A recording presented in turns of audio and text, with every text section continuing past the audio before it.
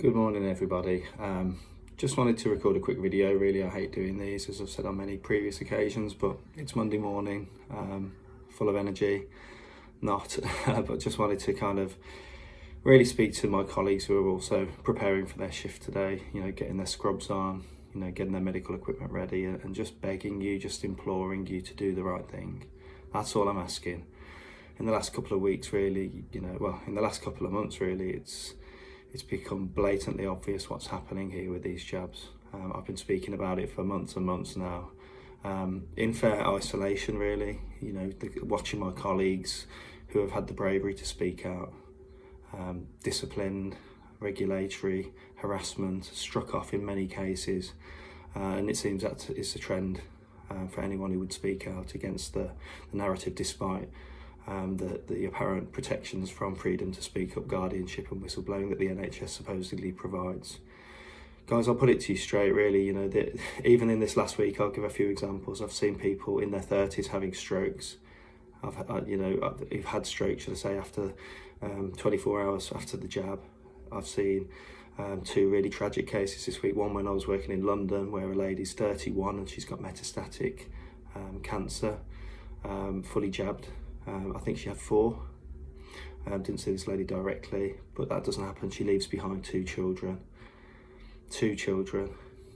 Even this week in the practice that I'm at today, we've had a chap who 3 weeks after his first jab went from marathon running to dilated cardiomyopathy, and he's now on at least 10 drugs and had further jabs despite going into acute heart failure, and has been told it's genetic.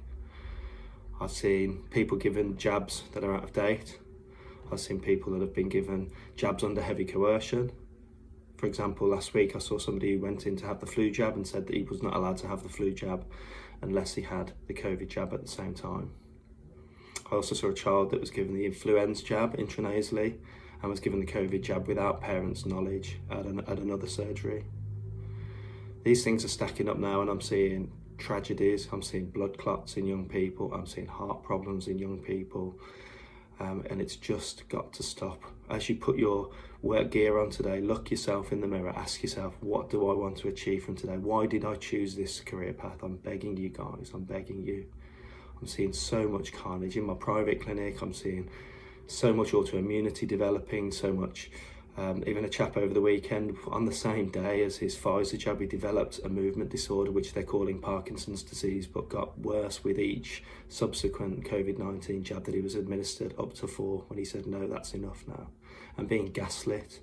I know people that have had Guillain-Barré syndrome, transverse myelitis, MS type presentations that are just not getting the help from their doctors. It's just tragic to hear the stories of the gaslighting and the dismissing of the vaccine being of any sort of role in this, even if it's a matter of days. These coincidences just keep coming thick and fast. Even in the last month, I've seen 4 men trying to conceive, 4 men at different places, and they have a condition called azoospermia, not one single functioning sperm. The amount of fertility and memory issues I'm seeing in young people, 40-year-olds coming in saying that they can't remember what they went to the shop for, or they're repeating themselves like they're 92 years of age with Alzheimer's. These people are fully jabbed every single time. The winter I've just experienced, every single one of the cases on one particular day of 16 chest infections, intractable chest infections, were in the fully vaccinated with a mean vaccine number of 3.2. I counted it so that it was fact and not conspiracy theory. All day long I'm told that I'm spreading misinformation, conspiracy theories. That's the line my regulators have taken, but no one will debate me, rebut me, show me the error of my ways, show me, put their arm around me and say, Dave, you got it wrong, which I'm more than prepared to be. But it's beyond all reasonable doubt now, really it is. It's beyond all reasonable doubt every single day. I've got 20 patients this morning, 20 in the afternoon likely, and I'm sure I'm going to see a good proportion of them that have been affected adversely by this jab. It's time to speak out, guys. Let's do it, please. This 1 or 2 doctors speaking out, it's not good enough. It's not good enough. We're strong and safe in numbers. What are they going to do, strike us all off? At the same time, they can't do that. They proved that with the mandate for the NHS staff. I beg you guys, the amount of tip-offs I'm getting from doctors, midwives, nurses, even just last week, the midwives telling me what they're seeing at our local hospital maternity unit, the babies that are having problems. I mean, the one midwife said that the babies were coming out underweight and syndromic, which was a concerning phrase to use. Placentas being delivered, unhealthy placentas, intrauterine growth retardation, cardiac problems in mothers having normal vaginal deliveries. It just doesn't happen.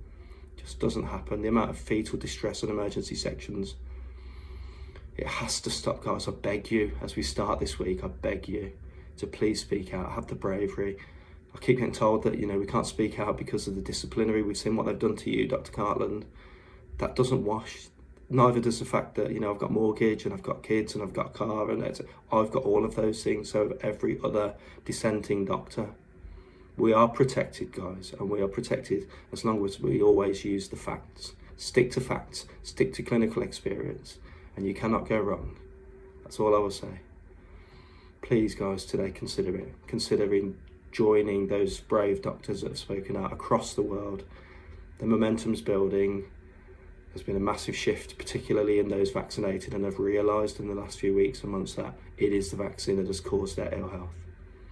I pray that you realise that it's the right thing to do and it's time to stop as we consider rolling out yet another spring booster campaign. I'm hearing it across the land in Cornwall, spring booster campaign. Some people really considering 8 and 9 of these novel gene-based, I'd say therapeutics, but there's not a lot therapeutic about them because they don't work.